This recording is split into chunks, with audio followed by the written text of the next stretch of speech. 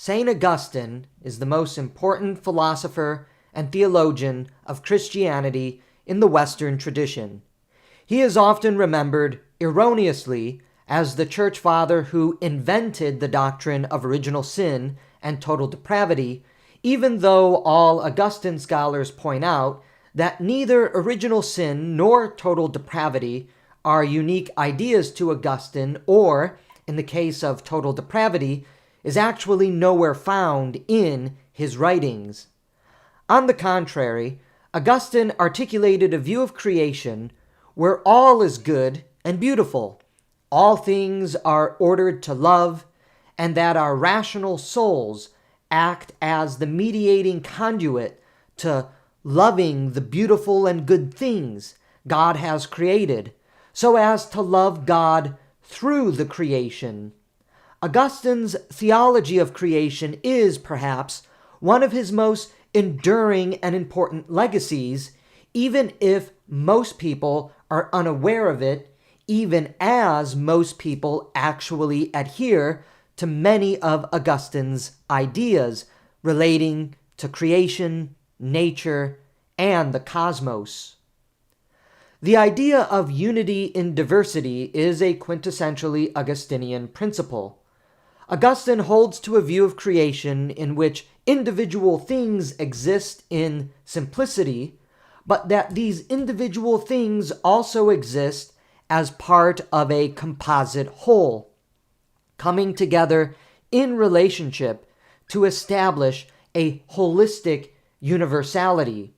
As he wrote, "Simple things exist in themselves because they are one, but those which are not simple imitate unity through the harmony of their parts, and in the measure that they achieve this harmony, they exist." To illustrate the point, a tree exists in its individuality and simplicity, but brought together with other trees, many trees become a forest. It is therefore correct to say that the tree exists by itself and that the tree exists as part of a whole forest. There is no contradiction in that statement, even though strict reductive logic might entail it. Augustine understands creation not reductively, but holistically. Part of the problem of human folly, and therefore sin, which stems from deficient reasoning and understanding of the nature of existence, is that we often only look at things reductively rather than holistically. While in some sense things do exist in their simplicity, their individual parts, they also exist as part of a broader, more holistic whole. And this is Augustine's point. A proper understanding of creation, of nature, of the cosmos reveals a holistic portrait rather than a reductive and simplistic one. Creation for Augustine is also good and beautiful, even if we, from our human perspective, cannot understand it. Augustine famously states, in writing a rebuttal to the Manichaeans, quote, "I admit that I do not know why mice and frogs were created, or flies, or worms. Yet I see that all things are beautiful in their kind." End quote. Augustine here, in rebutting the Manichaeans, points out that even though we may regard certain things, certain animals, certain creatures in nature as disgusting, they are, from their own perspective, the perspective of the mouse, the frog, the fly, or the worm, created beautiful in their kind. The beauty of creation is seen through individual things, but is made more beautiful by the unity of all things in that holistic sense we've been talking about. Once we look over all creation from the standpoint of eternity, or simply from the standpoint of viewing everything, we find a beautiful harmony of every individual thing working together in a sort of orderly symmetry that brings about life. And from this perspective, everything is made more beautiful in that relational harmony. Our modern view of the harmony of the cosmos, a holistic vision of existence, and the goodness and beauty of all things, while having certain pre-Socratic antecedents, owes more to Augustine than it does, say, to Pythagoras, who was, mind you, co-opted by Augustine for his theological agenda, especially in rebutting the Manichaeans on the goodness and the beauty of nature.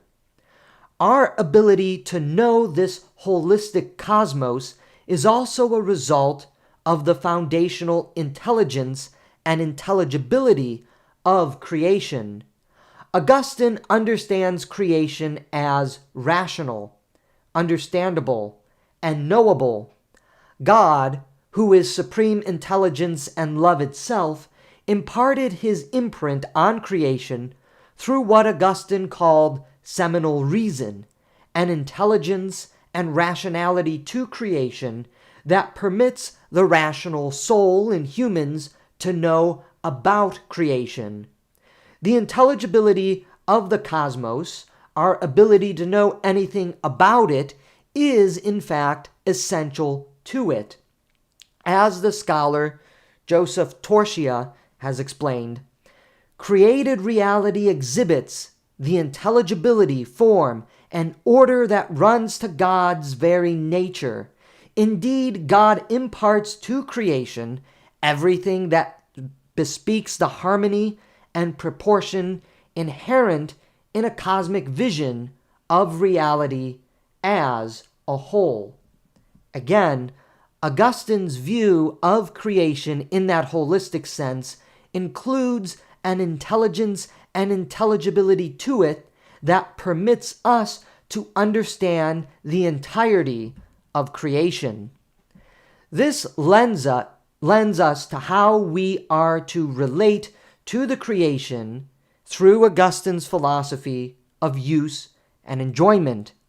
Because all things are created by God, all things exist as a sign pointing to beauty, goodness, and love, i.e., God himself. By understanding God as the author of creation, humans are called to love the beauty and goodness in all individual things and together as a holistic composite in order to better love and understand God. We use the creation to love the beauty, goodness, and love that is God himself.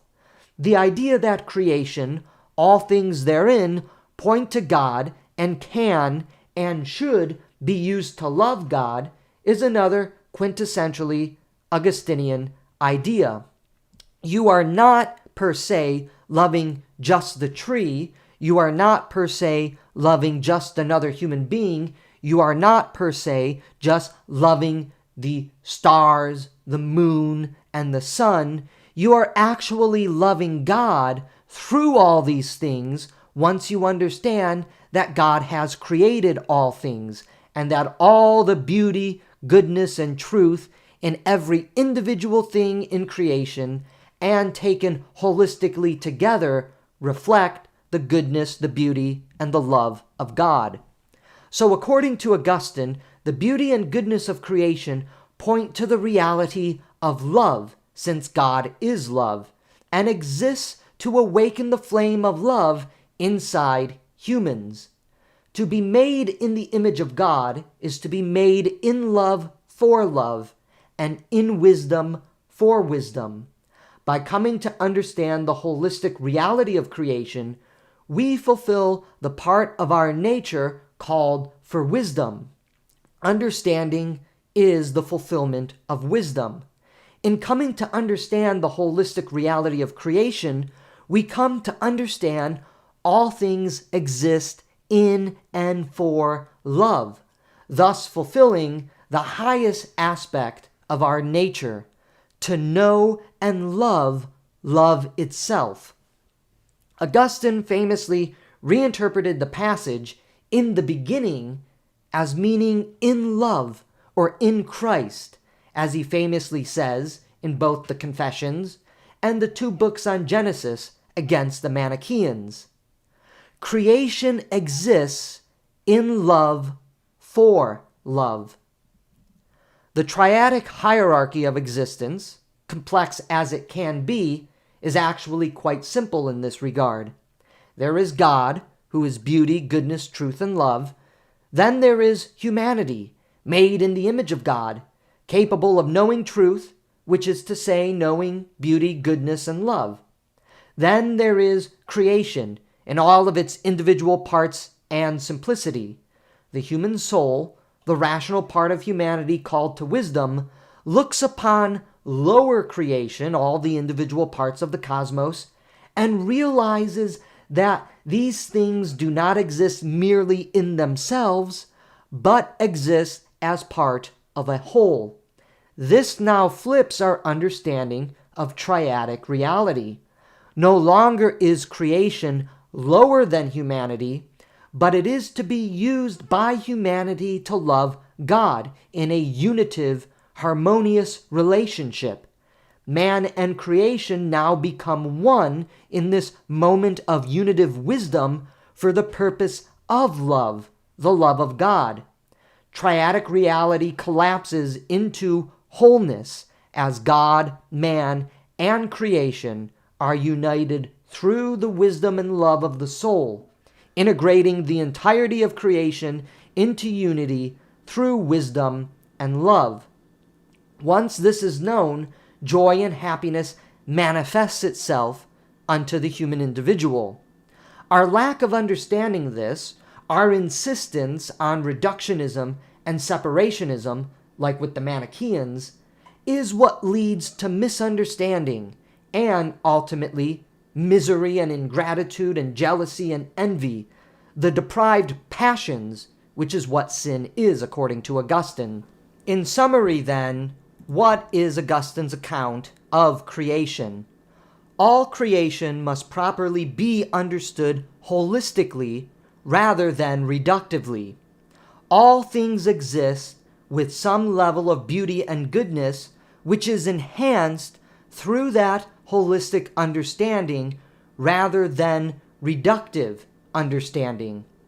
Creation exists in its beauty and goodness for the purpose of love, namely, the knowledge and love of God. Brought together, God, man, and creation are united as one in wisdom and in love.